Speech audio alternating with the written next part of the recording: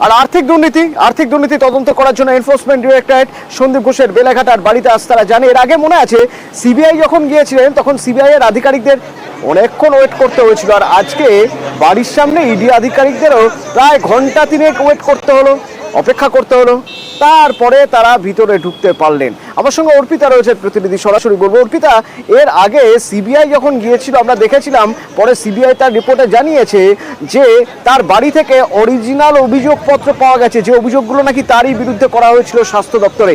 এবার এই ইডির তদন্তকারীরা গিয়েছেন, কি খুঁজতে গিয়েছেন, কি পাবেন বলে মনে হচ্ছে এখনো পর্যন্ত?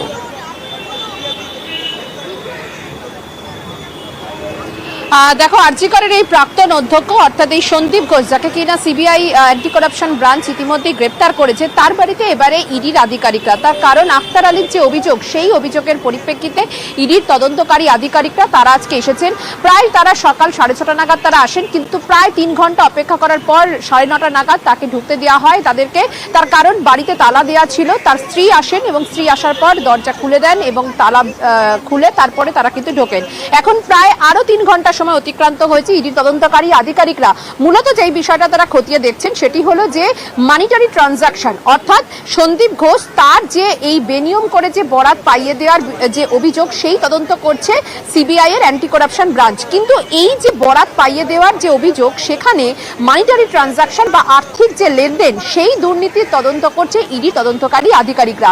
তার কারণ এক ব্যাংকের অ্যাকাউন্ট থেকে অন্য ব্যাংকের অ্যাকাউন্টে কোন অ্যাকাউন্টে কিভাবে টাকা গিয়েছে, এবং এই যে পুরো যে সিস্টেম, অর্থাৎ পুরো যে এই সিন্ডিকেট, সেই সিন্ডিকেটে কাকে কোথায় টাকা পাঠানো হয়েছে, কত টাকার এই কেলেঙ্কারি, সমস্ত কিছু কিন্তু খতিয়ে দেখতে তারা আইটি রিটার্ন, ব্যাংকিং স্টেটমেন্ট এবং একাধিক ডকুমেন্ট তারা কিন্তু চেয়ে পাঠিয়েছেন। এবং সেই কারণে তোমাকে একটু ছবিটা দেখাই, আমার ক্যামেরা পার্সন রয়েছে খোকন, তাকে বলবো একটু ছবিটা দেখাতে। বাড়ির সামনে এই মুহূর্তে যে ছবিটা তোমাকে দেখাচ্ছি, কেন্দ্রীয় বাহিনী ভেতরে রয়েছে এবং বাইরে এবং ভেতরে কিন্তু ইডির আধিকারিকরা আছেন এবং বাইরের দিকে কেন্দ্রীয় বাহিনী সেখানে মোতায়েন রয়েছে।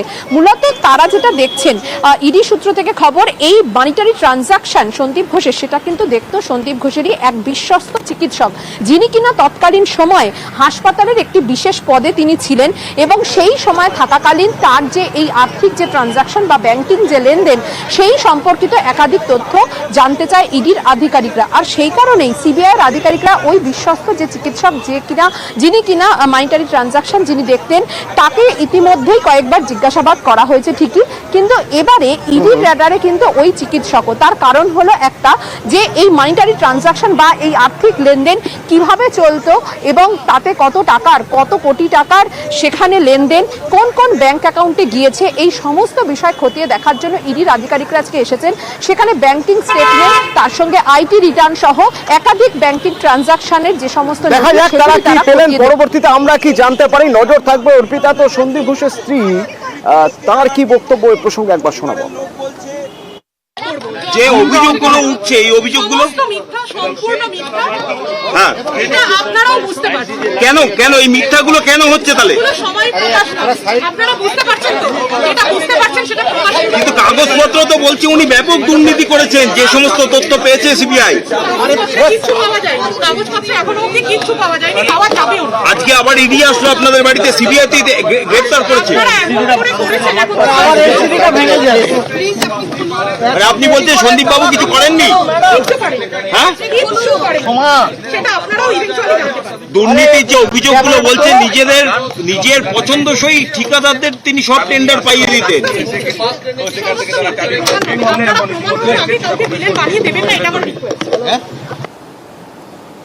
শুধুমাত্র সন্দীপ ঘোষ নয়, আর্থিক কেলেঙ্কারির অভিযোগে এবার রেড হচ্ছে বিভিন্ন জায়গায় এনফোর্সমেন্ট ডিরেক্টরেটে। তার মধ্যে থেকে সাঁকরাইলে বিপ্লব সিং এর বাড়িতে, এরপরে এর আগে অবশ্য এই আরজি করের প্রাক্তন অধ্যক্ষ ঘনিষ্ঠ এই ওষুধ সরবরাহকারী সিবিআই এর জালেই ছিলেন। আর হাওড়া কৌশিক কোলের ডেরাতে অভিযান চলছে ইডির। সোনারপুরে ন্যাশনাল মেডিকেলের ডেটা এন্ট্রি অপারেটর প্রসূন চট্টোপাধ্যায়ের বাড়িতেও ইডির হানা।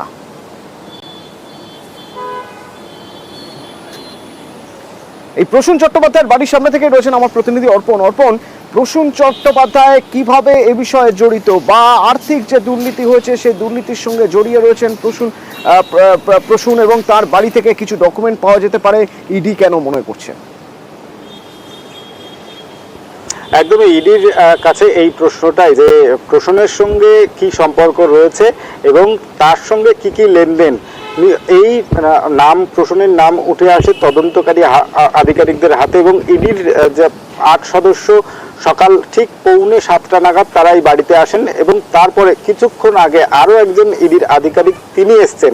অর্থাৎ 9 জন আধিকারিক তারা এই যে বাড়িতে তার স্ত্রী, মা এবং তার 2 সন্তান এখনো বাড়িতে রয়েছে, তাদেরকে জিজ্ঞাসাবাদ করছে এবং বাড়ির থেকে এখনো পর্যন্ত যা জানা যাচ্ছে যে বেশ কিছু গুরুত্বপূর্ণ নথি যা আর্থিক কেলেঙ্কারি যে মামলা হয়েছে সেই মামলার সঙ্গে তার যোগ রয়েছে এবং বেশ কিছু তথ্য ইডি আধিকারিকদের হাতে এসছে এবং এখনো পর্যন্ত বেশ কয়েকটা ইলেকট্রনিক্স গ্যাজেটও তাদের কাছে এসছে, সেইগুলো যেমন পরীক্ষার কাজ চলছে।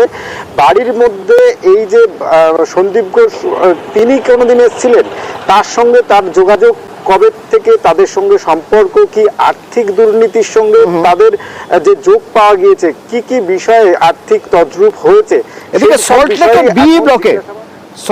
বি ব্লকে আরজিকর দুর্নীতির তদন্তে এনফোর্সমেন্ট ডিরেক্টরেট তল্লাশি চালাচ্ছে। কার বাড়িতে? না, সন্দীপ ঘোষ ঘনিষ্ঠ ব্যবসায়ী স্বপন সাহার বাড়িতে। অনুপ রয়েছেন এখান থেকে আমার সঙ্গে। অনুপ, তদন্তকারীরা কখন গিয়েছেন, কতক্ষণ রয়েছেন সেখানে? সকাল থেকে আর্থিকর দুর্নীতি মামলায় সেখানে তল্লাশি অভিযান চালাচ্ছি। তার মধ্যে সল্টলেকের বি ব্লক 279 নম্বর বাড়ি, সেই বাড়িতে কিন্তু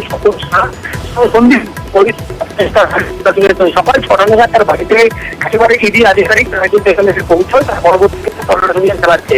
এটির পক্ষ থেকে কিন্তু একেবারে জানতে পেরেছে যখন তদন্ত প্রক্রিয়া, সেক্ষেত্রে কিন্তু একেবারে যে ডেপুটি সুপার তাকে জিজ্ঞাসাবাদ ছিল। পরবর্তী ক্ষেত্রে একেবারে আরজিকর মেডিকেল কলেজের যে হাসপাতাল, সেখানে কিন্তু একেবারে বিভিন্ন রিক্রুটমেন্ট, সেই সমস্ত একেবারে মেডিকেল রিক্রুটমেন্ট বলা চলে, একেবারে সন্দীপ ঘোষ সহজে টেন্ডার দিত এই ঘনিষ্ঠ ব্যবসায়ী তার বাড়িতে কিন্তু সকাল থেকে তল্লাশি করছে এবং এখনো পর্যন্ত ইডির তল্লাশি বৈদ্যবাটি নার্সারি রোড সন্দীপ ঘনিষ্ঠ কুণাল রায়ের বাড়িতে এনফোর্সমেন্ট ডিরেক্টরেট, তার বৈদ্যবাটি শঙ্করপল্লীর বাড়িতে হানা দিয়েছে এনফোর্সমেন্ট ডিরেক্টরেট। আমার সঙ্গে সোমনাথ রয়েছেন। সোমনাথ, কে এই কুণাল রায়?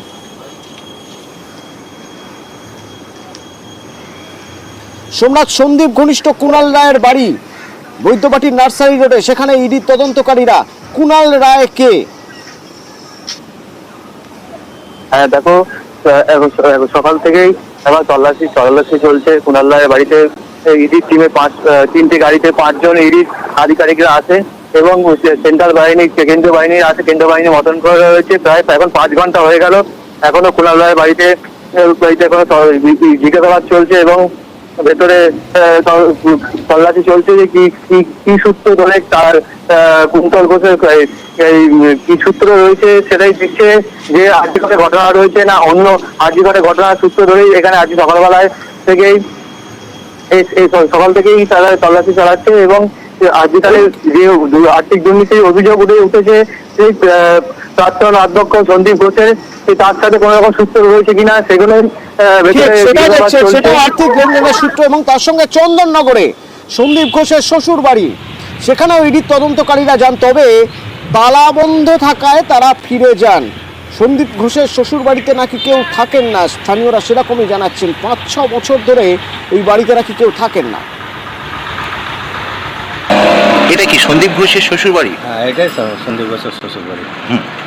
ওনারা এখানে থাকেন? না না না, ওখানে থাকেন। কি দেখলেন সকালবেলা? সকালবেলা যেটুকু দেখলাম ওই 6:30-7টা নাগাদ ওই এখানে পুলিশ এসেছিলো, সিবিআই টিবিআই লোক টোক এসেছিলো, ভিড়। এবার তো সামনে গিয়ে কিছু আমরা বলতে পারবো না, ওইটুকুই দেখলাম। তারপর ওরা দেখে চলে গেল। আর ক্যানিংয়ের জীবনতলায় নারায়ণপুরে এক ভিলা, সঙ্গীতা সন্দীপ ভিলা, যে ভিলায় আরজিকরের প্রাক্তন অধ্যক্ষ সন্দীপ ঘোষের বলেই দাবি করছেন সিবিআই, যদিও সেই ভিলা এখন তালা বন্ধ।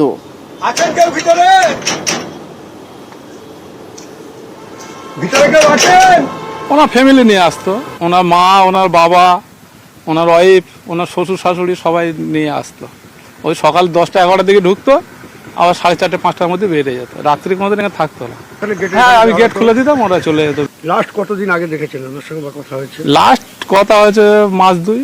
এবং উনি ভালো লোক, উনি যখনই এখানে আসতো আমাদের এখানে যদি কোনো অসুস্থ গরিব মানুষ পেশেন্ট আর টাকার জন্য চিকিৎসা করাতে হতো, এখান থেকে আমাদের প্রধান পাইটে দিত, উনি চিকিৎসা করে দিত বিনা পয়সা।